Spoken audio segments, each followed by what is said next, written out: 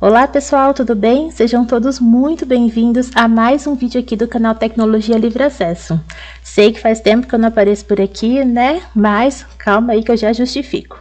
Bem, meu nome é Noelle, eu trabalho com desenvolvimento para a SAP Business One e a consultoria que eu atuo, que é a Lago Consultoria, me deu a oportunidade de tirar a certificação SAP. E eu fico muito feliz em compartilhar que já deu certo. O meu sumiço é porque eu estava muito focada nos estudos e gravar vídeos é algo que demanda muito tempo. Então eu quis me focar nos estudos, mas mesmo assim eu quero manter o compromisso de compartilhar um pouquinho do conhecimento adquirido. Então é importante ressaltar que isso aqui não é um treinamento, tudo bem? É um compartilhamento. E nesse momento um compartilhamento de algumas dicas sobre a prova, dicas de conteúdo, pontos que são relevantes, dá um pouquinho mais de atenção, beleza? Esse vídeo, então, nós vamos falar sobre o processo de compras ou processo de suprimentos. Bem, o processo básico ele é dividido em 4 etapas, que são pedido de compra, recebimento de mercadorias, nota fiscal de entrada e contas a pagar. Na verdade, o SAP ele é mais completo do que isso.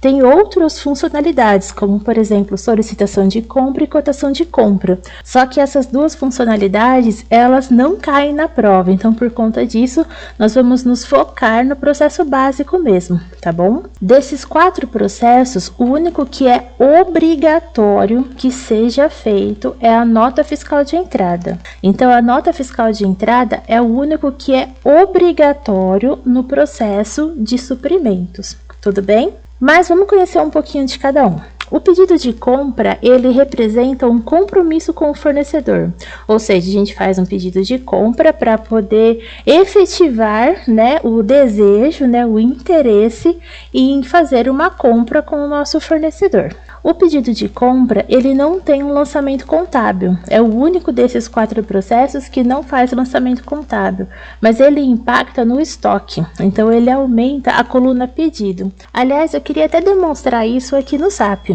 Então, por exemplo, eu estou aqui com o SAP aberto, eu vou escolher um item. Esse item aqui, por exemplo, Z0003. Aqui no cadastro do item, vejam que nos dados de estoque eu não tenho nada. Aqui é onde a gente vê, né, as informações de estoque do item. Então, a gente consegue ver aqui, ó, que a coluna em estoque, ela tá em branco. Eu vou criar um pedido de compra simples, tá bom? Sem dar atenção para as regras fiscais, esse tipo de coisa, tá bom? Só para a gente ver efetivamente a alteração do estoque. Grava mais a informação desse jeito, né? Então, eu tô colocando aqui, já coloquei um fornecedor, coloquei esse item que a gente vai analisar. Vou colocar aqui a unidade de medida, quantidade 10. E eu vou adicionar. Beleza. Já adicionei o pedido, é o pedido 159. Eu vou dar um atualizar aqui na tela de cadastro do item. Olha só. Tá vendo a interferência do pedido de compra no estoque? Então, nós temos aqui a coluna pedido preenchida. A coluna pedido é referente a pedidos de compras, possíveis entradas de itens. E aí o disponível também aumentou para 10. Eu tenho esses itens efetivamente em estoque? Não. Por quê? Porque é só uma intenção de compra. Mas, desde o pedido de compra, a gente já consegue visualizar essa informação. Continuando o processo, então, nós temos agora o recebimento de mercadorias. O recebimento ele é utilizado para atualizar as quantidades e os valores do estoque. O recebimento é quando efetivamente os itens comprados chegam na empresa, por isso que ele aumenta o estoque. Lembre-se que eu falei que apenas a nota fiscal de entrada é obrigatório, então a gente pode ter um recebimento de mercadoria sem um pedido, por exemplo. Nesse caso, ele aumentaria o estoque e aumentaria a coluna disponível, mas como a gente já tem um pedido de compra, nós podemos visualizar que vai aumentar apenas a coluna em estoque. Então, apenas para demonstração, eu vou criar aqui um recebimento de mercadoria, beleza? Vou colocar aqui uma nota qualquer, sei lá, 260, só para eu conseguir dar a entrada. Deixa eu só diminuir a tela para a gente ver o resultado ali na tela de dados do estoque. Então, eu tenho aqui as informações, né? Como eu dei um copiar para... Ele já vem preenchido com as informações que eu tinha lá no pedido.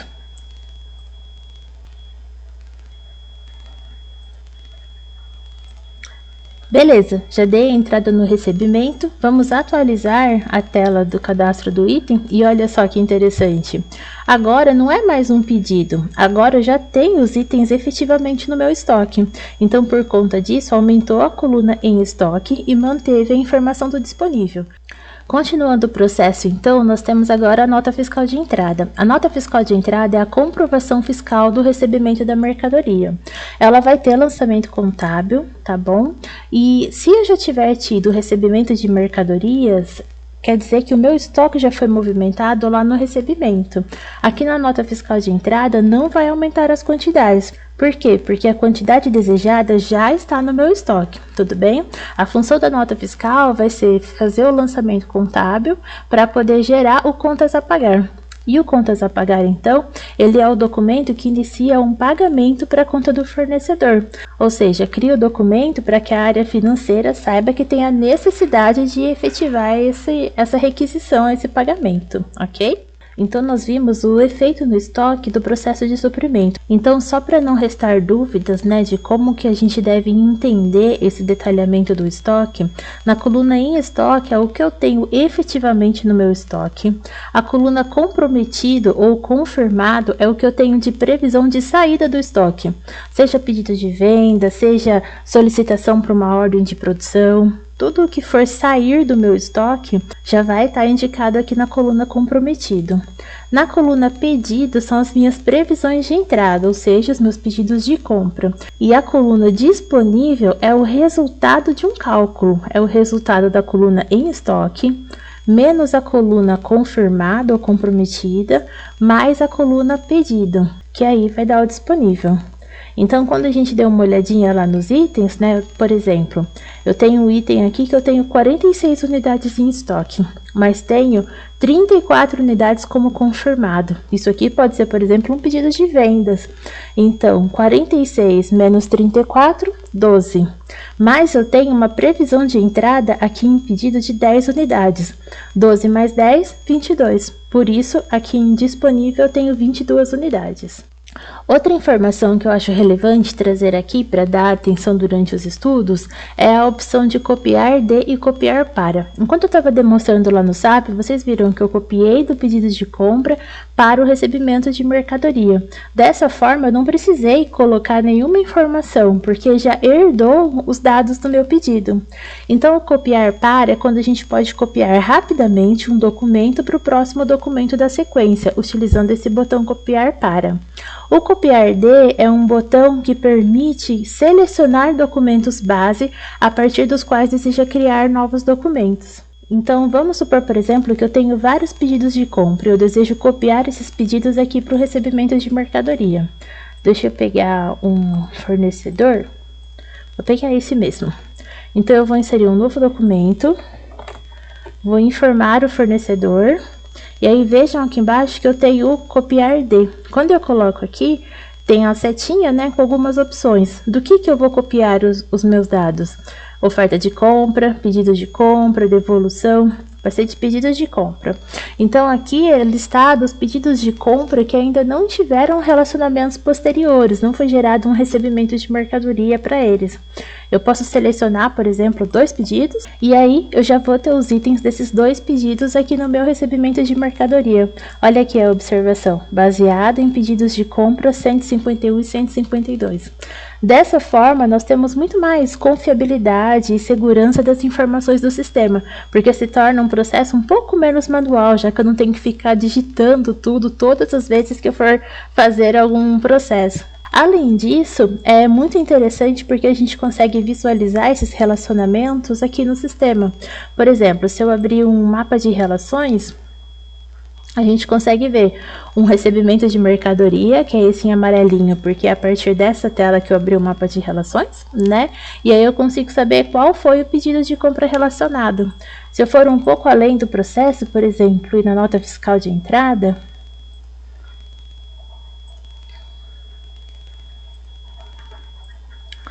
aqui no mapa de relações, olha que interessante. Eu consigo ver qual foi o meu pedido de compra, qual foi o meu recebimento de mercadoria, qual é a nota e qual é o contas a pagar gerado. Aliás, uma informação importante aqui do mapa de relações é que, tá vendo que aqui a nota fiscal de entrada tá amarelo e vermelho? Por quê? Ela tá toda amarela porque foi a partir dela que eu abri o documento. E aqui embaixo essa barrinha mostra o status. Se ela tivesse toda em vermelho, quer dizer que o processo ainda está em aberto. Mas como está em amarelo e em vermelho, quer dizer que eu tive 2 parcelas e uma delas já está paga. Vamos ver um outro exemplo? Então aqui eu peguei uma outra nota, olha, eu tenho o pedido de compra, o recebimento de mercadoria e eu tenho a nota fiscal de entrada, que ainda não gerou nenhum contas a pagar, e por isso ela está toda em aberta, por isso a barrinha em vermelho. Continuando, após essas informações extremamente relevantes, levem em consideração essas informações, viu? Nós temos também o processo de devolução. Nós temos 2 processos de devolução, que é a devolução de mercadoria e a devolução de nota fiscal de entrada.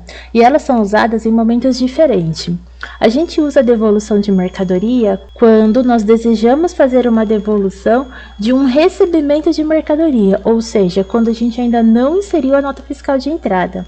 E a gente faz uma devolução de nota fiscal de entrada quando precisa efetivamente devolver uma nota fiscal de entrada, ou seja, já foi feito esse processo. E mais uma informação importante: se o fornecedor oferecer um crédito relativo a diversas notas fiscais ou precisar criar um crédito para uma nota fiscal fechada ao devolver itens depois de pagá-los, nessas situações nós podemos criar uma nota fiscal de entrada sem referência. Dessa forma a gente vai ter esse crédito lançado no sistema. Beleza, pessoal? Obrigada a quem assistiu até aqui. Bem, o objetivo desses vídeos é serem efetivamente objetivos, bem direto ao ponto, sem enrolação e auxiliar quem está aí na jornada dos estudos, tá bom? Muito obrigada por ter conferido e até a próxima!